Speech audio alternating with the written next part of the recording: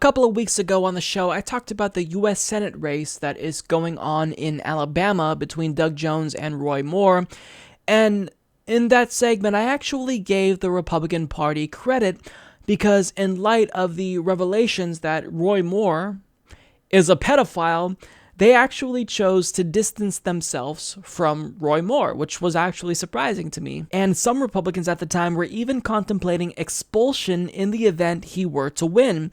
And he was even trailing to his Democratic opponent in the polls.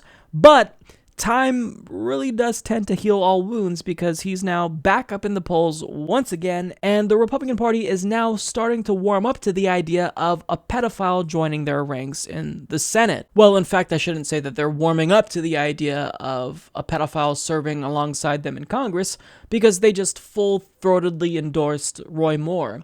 Because President Donald Trump, who's also a serial sexual harasser and can probably empathize with Roy Moore, called up Roy Moore to offer his endorsement. And as CNN explains, according to a release from the Moore campaign, Trump called the Senate candidate a fighter and wrapped up the call by saying, "Go get him, Roy."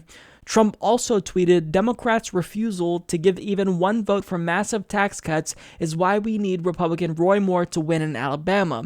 We need his vote on stopping crime, illegal immigration, border wall, military, pro-life, VA, judges, Second Amendment, and more.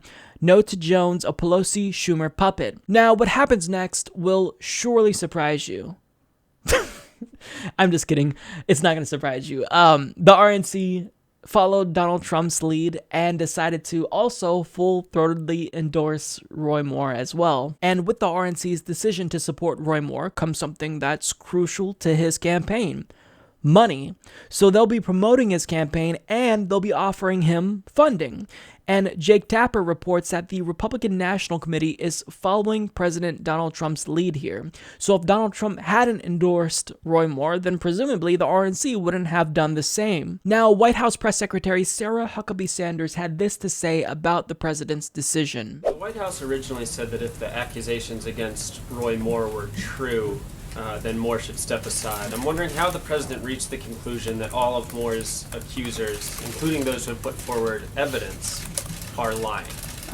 Didn't say they were lying. The president's position hasn't changed, still finds those concerning. But as we've also said, the president feels that he would rather have a person that supports his agenda versus somebody who opposes his agenda every step of the way. And until the rest of that process plays out, you have a choice between two individuals, and the president's chosen to support Moore. Even if that person who would support his agenda has done what Roy Moore's accusers have said he's done? Again, we've said that the allegations are concerning, and if true, he should step aside, but we don't have a way to validate that, and that's something for the people of Alabama to decide. I just want to clarify here then, is it the White House's position then, sort of formally here, that it is worse to have a Democrat in that Senate seat than somebody who is accused of sexually abusing a teen girl? Look, as I said, we find the allegations to be troubling. And why did the president endorse?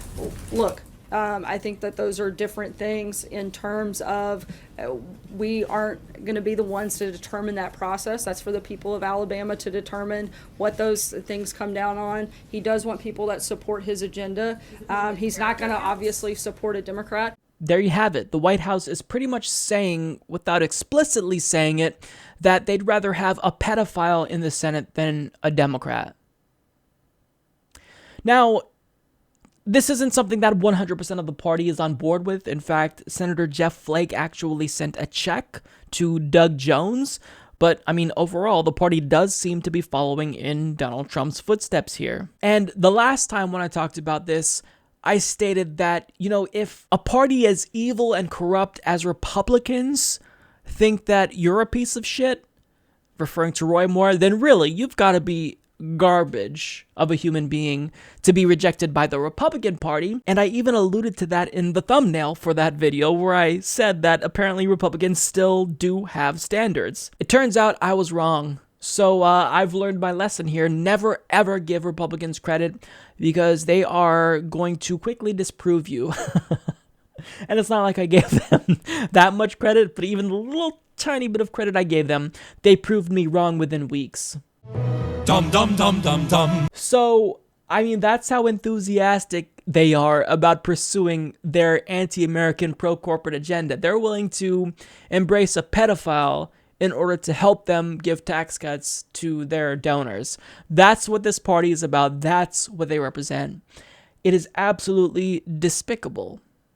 They have zero standards. I mean, what's next? So they're accepting a pedophile. Are they going to accept someone who does bestiality? Are they going to accept convicted criminals, maybe? I mean, who knows? Will they accept a murderer?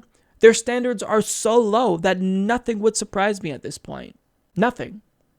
So this is one of two parties we have in this country, and to even refer to them as a party is a misnomer, because they're not really even a party. They're just a collective of corporate sellouts who have no sense of morality. They are driven by their desire to do what their donors want them to do so they can keep their job in Congress. That's it. That's all this is about. This party is a joke. And again, I shouldn't call them a party because they're not. And again, one of two options for main political parties we have in this country.